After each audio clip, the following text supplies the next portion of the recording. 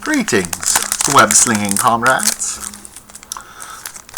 It's time for a Spider-Man Pick 2 Carck-a-Pack. Let's do it like this time, so we can get the cards in the right order.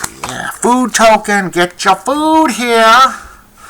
Alright, boop-ba-da-boop-ba-doo. Right here. Spider-X, Daring Dino. It's 2 green, 4 colorless. For a legendary creature Spider Dinosaur hero, it has reached Trample and War 2, so it's a way better Colossal Dreadmaw. It's fine. It's probably way better in Seal than in Constructed, but it's still a fine card. It's like a C. I was happy to play 2 in my pre-release deck. It's probably a bit worse here than the pre-release, though, and doesn't fit in any themes, but the War 2 on this is really big, because it means some number of time, even if your opponent has a removal spell, they ain't busting through. Alright, Daily Bugle Reporter is a white 3 colorless for a 2/3 human citizen. When this creature enters, choose one. Puff Piece. Put a +1/+1 counter on each up to 2 target creatures, and it can target itself. And Investigative Virulence, return target creature card with mana value 2 or less from your graveyard to your hand. So most of the time, you're probably going to be writing a Puff Piece. Cards like this that can target +1/+1 counters they've always played well in Limited. The returning the 2 or less from your graveyard to your hand is kind of because you're really underpaying for the stats, and I think stats are very important here. This is probably C plus in the modified deck, and then a C everywhere else. It's fine, it's playable. Alright, Electrode's Bolt is a red and 2 colorless for sorcery. It deals 4 damage to target creature, or you can mayhem it for red and colorless. So the mayhem is if you discard it this turn, you can cast it from your graveyard for its mayhem cost. Yeah, C plus. You don't even. It's good just without the mayhem cost. I think in like one of the Shadows over Innistrad, or I think it was Shadows over Innistrad, like the main cost was 5, and that made that card bad, and the madness was 2. But no, this is C plus. Happy to do this. Don't even need to mayhem it out.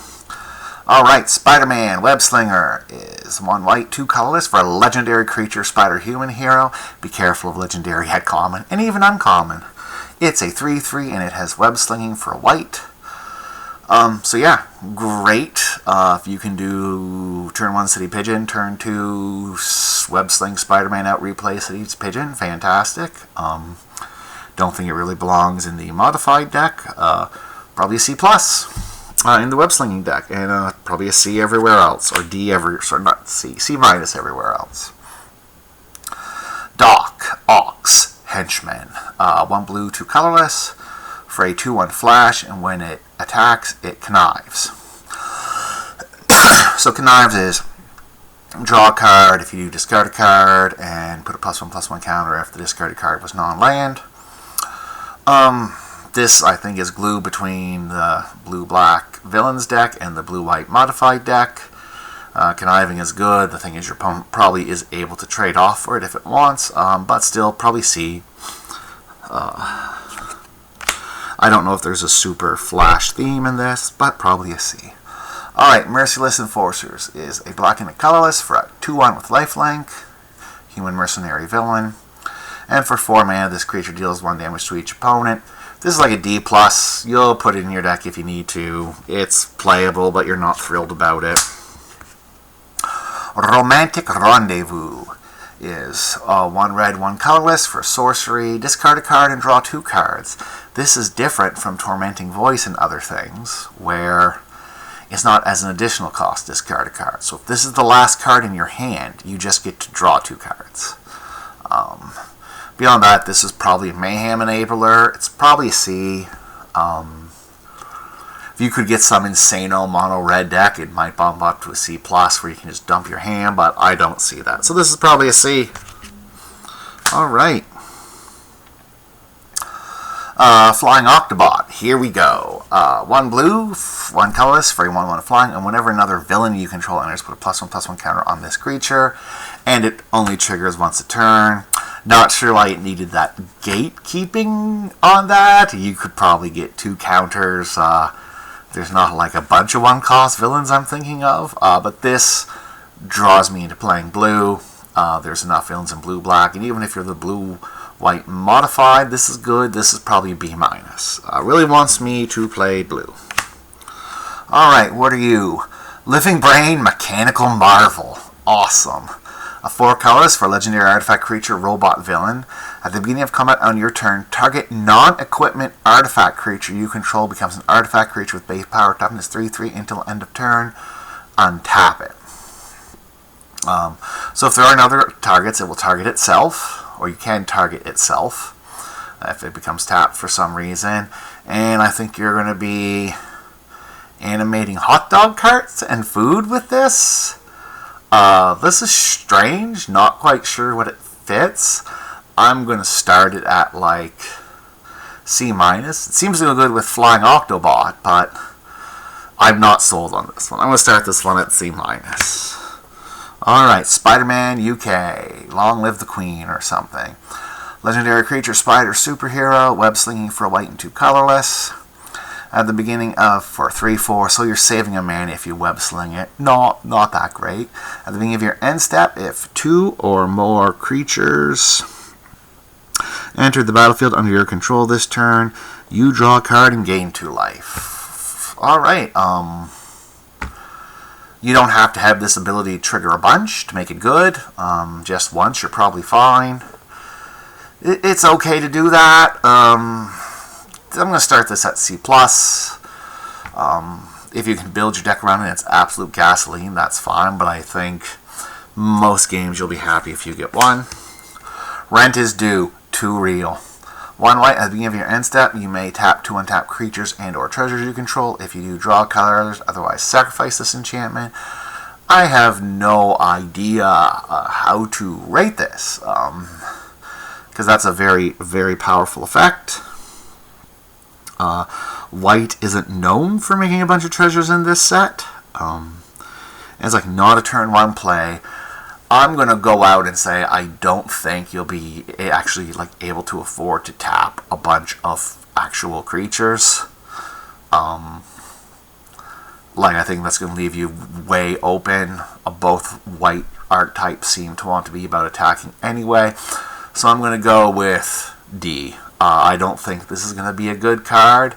I would love for it to be a good card because it's just about everything I want to do in life, but I don't think it's going to be a good card and I'm not going to consider it. Alright, Doc Ock's Tentacles is 1 colorless for an artifact equipment. Whenever a creature you control with mana value 5 or greater enters, you may attach this equipment to it. Equip creature gets +4/+4 and equip for 5. Look, a lot of formats, I don't think this card is good. Yeah, it equips for free on big creatures. They probably don't need the boost. They're probably the biggest thing on the battlefield anyway. Equip 5 is a lot. All that being said, in play, I saw this card as being very good. At the pre-release, I was able to equip my Hobgoblin equipment a lot.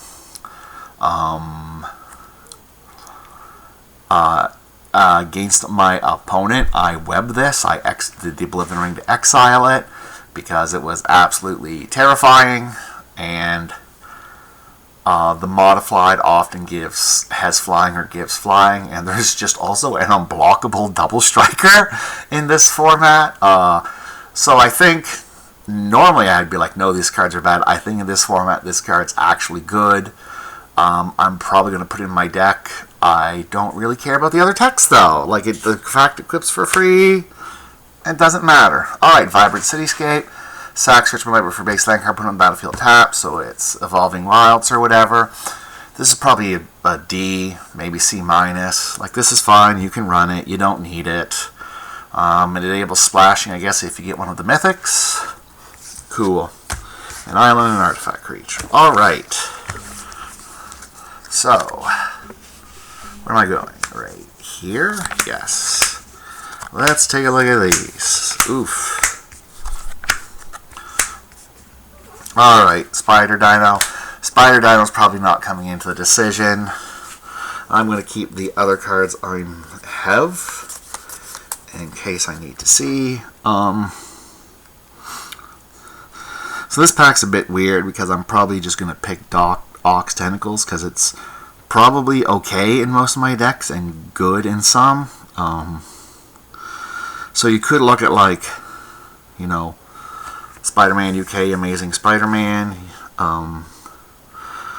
I think I'm going to start with these two and try to build around that.